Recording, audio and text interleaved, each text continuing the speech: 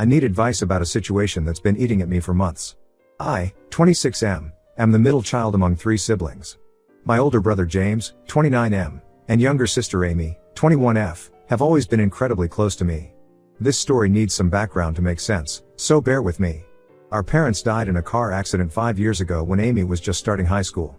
It completely shattered our world. James was fresh out of college with a job offer in another state, but he turned it down to take care of us. He worked 2 jobs, one at a local accounting firm during the day and bartending at night. He made sure I could finish college and Amy could stay in our childhood home and complete high school. He even helped her get into nursing school, which was her dream. We developed a system after our parents died. Sunday dinners are sacred, we all meet at James's place no matter what. Amy and I both have keys to each other's apartments, and we drop by whenever we need someone to talk to. James reviews our major life decisions, not because he's controlling, but because he's been both our brother and parent for years. We trust his judgment. I met Madison, 23F, at work 8 months ago. She started in our IT department, and we clicked immediately. She was funny, smart, and seemed to understand the importance of family. She lost her mom young too, so she said she got why we were so close. The first 2 months were perfect. She fit right into our Sunday dinners, went shopping with Amy, and even helped James organize his filing system at work when she visited me for lunch. Everything changed when she moved in with me 3 months ago. It started so subtly that I almost missed it. She began making comments about James during dinner. Don't you think it's weird how he needs to know everything about your life? Or a man your age should make his own decisions. When I defended James, she would back off, saying she was just looking out for me. Then she started with Amy. My sister has always been affectionate, she hugs us a lot, especially since losing our parents. Madison began pointing out how inappropriate it was. She complained about Amy using her key to drop by, saying a 21-year-old shouldn't be so dependent on her brothers. She started locking the door with the chain when she knew Amy might visit. The problems escalated when Madison went through my phone while I was showering. She found messages between Amy and me discussing Madison's behavior. Amy had noticed how Madison would try to sit between us at dinner, how she would interrupt our conversations, and how she always had an excuse for why we couldn't attend family events. Amy was worried Madison was trying to isolate me. Madison confronted me with the messages, calling my family toxic and dysfunctional. She said Amy was trying to sabotage our relationship because she was jealous. She threw around terms like emotional incest and codependency, saying my relationship with Amy wasn't normal. When I defended Amy, Madison cried and said I always chose my family over her. Things got really bad last week. Madison started telling people at work that James had stolen our parents' insurance money. The truth is, there wasn't much insurance money. Most of it went to pay off our parents' mortgage. James worked himself to exhaustion and took loans to put me through college. He's still paying them off. Madison has been spreading rumors that James used the insurance money to control us, that he forces us to run every decision by him because he holds financial power over us. Some coworkers now give James weird looks when he comes to pick me up for our weekly lunches. One even asked me if I needed help escaping my brother's control. Yesterday, Madison crossed a line that made me question everything. Amy called me crying.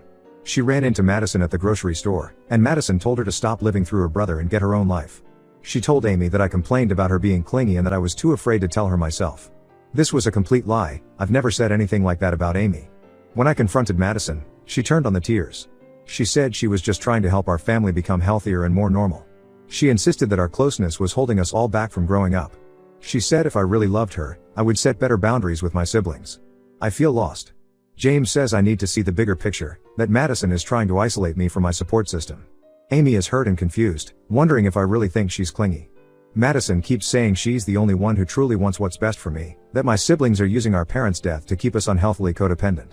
Some of my friends think Madison has a point about us being too close. Others say her behavior is manipulative and concerning. I don't want to lose her. When things are good, they're really good. She can be incredibly caring and supportive. But I also can't imagine distancing myself from James and Amy. They're not just my siblings, they're my best friends. They've been there through everything.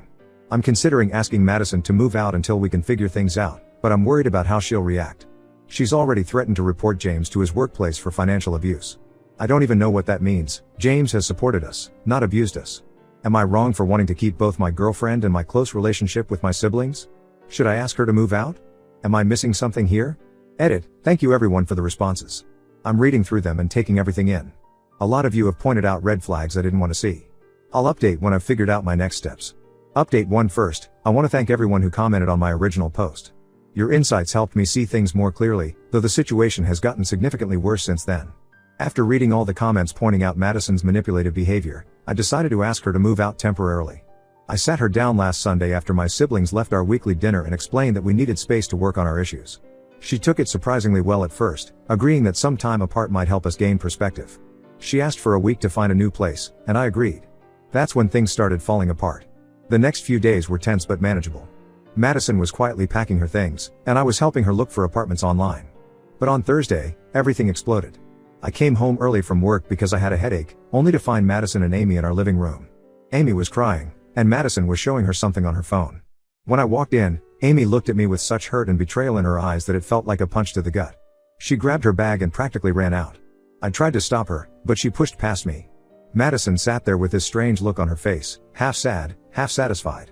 It took me hours to find out what happened. Madison had shown Amy Instagram messages that made it look like I had been complaining about her to Madison for months.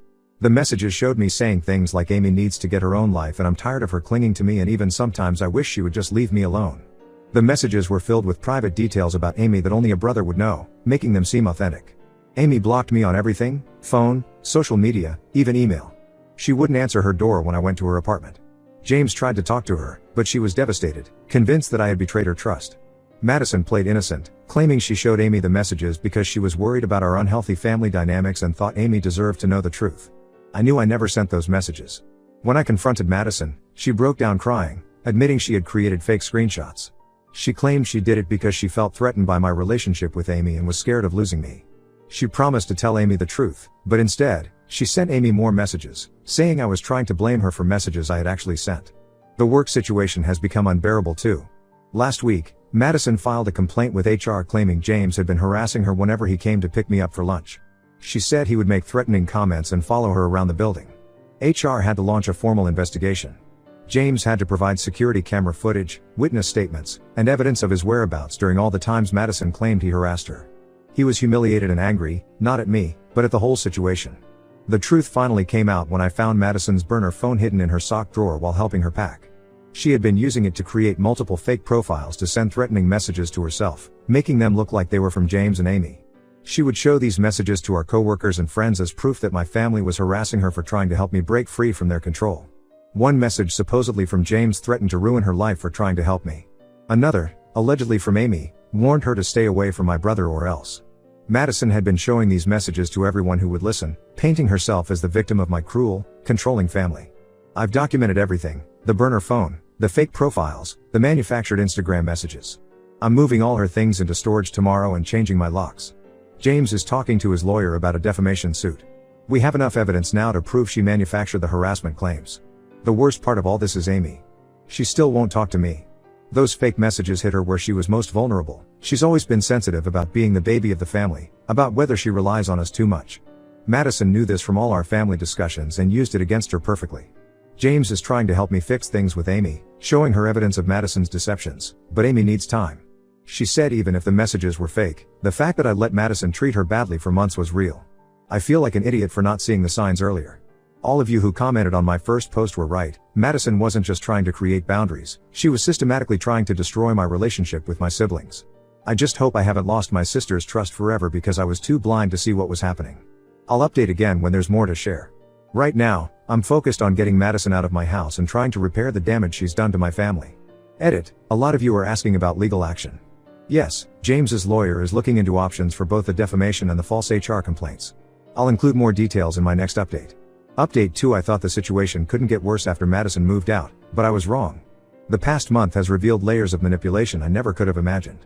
2 weeks after Madison left, my cousin Mike, 27M, started posting cryptic messages on social media about family secrets and hidden truths. Mike and I were never close. He's my dad's brother's son. He always seemed jealous of how close my siblings and I were, especially after James stepped up to take care of us. Then last week, I discovered Madison and Mike are dating. Not just dating, they've been seen together at family events I wasn't invited to. They've been telling everyone who will listen that James has been financially and emotionally abusive to Amy and me, that he used our parents' insurance money to control us. Mike has always had issues with James. When our parents died, there was some argument about the insurance money. Mike's dad, our uncle, thought some of it should go to the extended family since they would be helping with us. But there wasn't much money, barely enough to pay off our parents' mortgage. James showed everyone the paperwork back then, proving where every penny went. The truth came out in the most unexpected way. Madison and Mike attended my aunt's birthday party last weekend. I wasn't there, but my cousin Lisa, Mike's sister, was. Madison got drunk and started bragging about how she'd finally found someone who understood her mission. Lisa recorded the whole conversation on her phone. In the recording, Madison admitted she'd made up everything about James. She confessed that she targeted our family because she was jealous of our closeness. Then she revealed something that made my blood run cold. This wasn't the first time she'd done this. Madison had manipulated and broken up her previous boyfriend's family too. She admitted to methodically isolating him from his sisters by creating fake evidence of family drama. Her own family had disowned her for stealing from them and trying to turn her siblings against each other. She laughed about how easy it was to manipulate people when you know their weak points.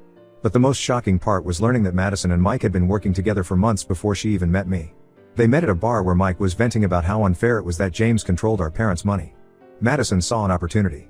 They planned everything. She would get a job at my company, get close to me, and then systematically destroy my relationship with my siblings. Mike thought if he could prove James had mishandled the insurance money, he could claim some of it. Lisa sent the recording to James. She also revealed that Mike had been telling the extended family that James forced Amy to become a nurse so he could control her career.